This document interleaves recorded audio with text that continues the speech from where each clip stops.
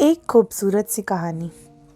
एक बार लंदन में 5 पुजारी की काफ़ी चर्चा होने लगी और वहाँ की जनता मुख्य चर्चा को छोड़कर उन व्यक्तियों के पास जाने लगी। इस बात की खबर जब वहाँ के मुख्य चर्च के फादरी को हुई तो उनके मन में उन पुजारी के प्रति द्वेष उत्पन्न हो गया। किंतु भीड़ धीरे धीरे चर्च से नदादर होती रही। आखिर एक दिन उस प्रधान फादरी ने उस पुजारी से मिले। उन्होंने सबक सिखाने का निश्चय किया। वह चर्च के प्रधान फादरी की पूर्ण वेशभूषा धारण कर हाथ में सजा धजा स्वर्ण वेद ले उन पुजारी से मिलने निकल पड़ा, जो कि वो पुजारी नदी के पार रहते थे। लिहाजा उन पादरी ने नाव में बैठकर उसके पास जाने का फैसला किया। जल्द ही जब वे दरिया की दूसरी ओर उतरे तो उन्होंने थोड़ी दूर चलकर देखा कि एक घने पेड़ के नीचे 5 व्यक्ति बैठे थे। वे उनके पास पहुंचा और उनसे पूछा, क्या तुम ही वो 5 पुजारी हो? वे लोग पादरी की वेशभूषा देख घबरा कर बोले, पुजारी? नहीं नहीं, हम कोई पुजारी नहीं है।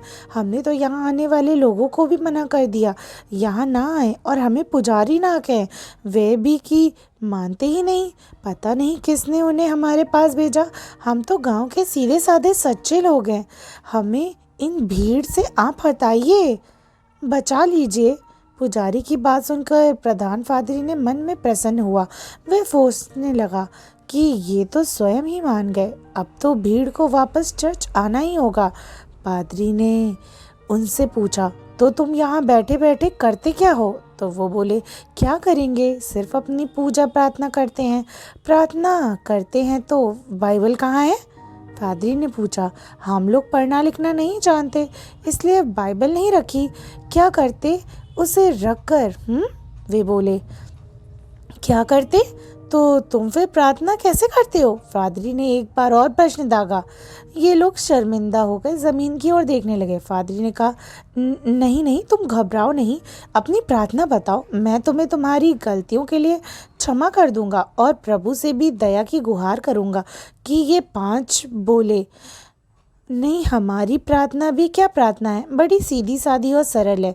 तुम भी 5, हम भी 5। हम पर कृपा करी। You are three, we are three, have mercy on us. उनकी प्रार्थना सुनकर फादरी को हंसी आ गई।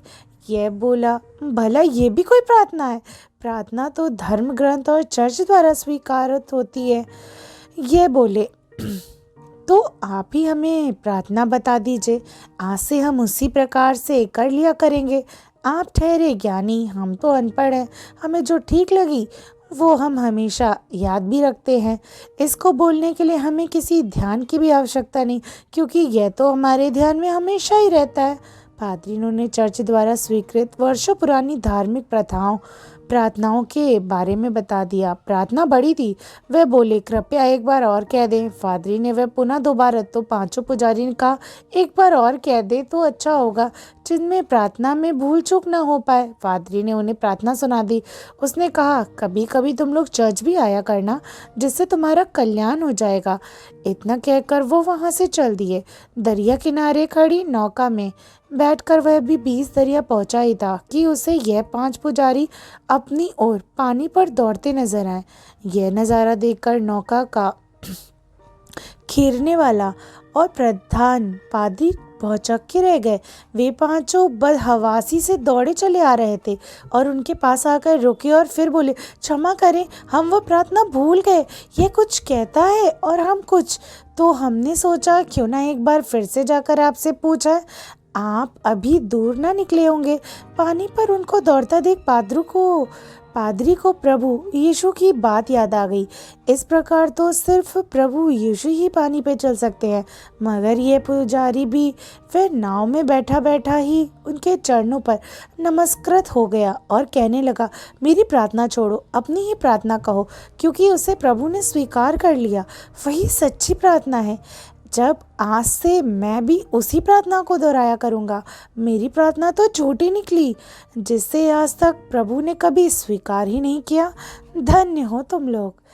तो इंसान को पढ़ा लिखा होना नहीं चाहिए, बस भाव ज़रूरी है।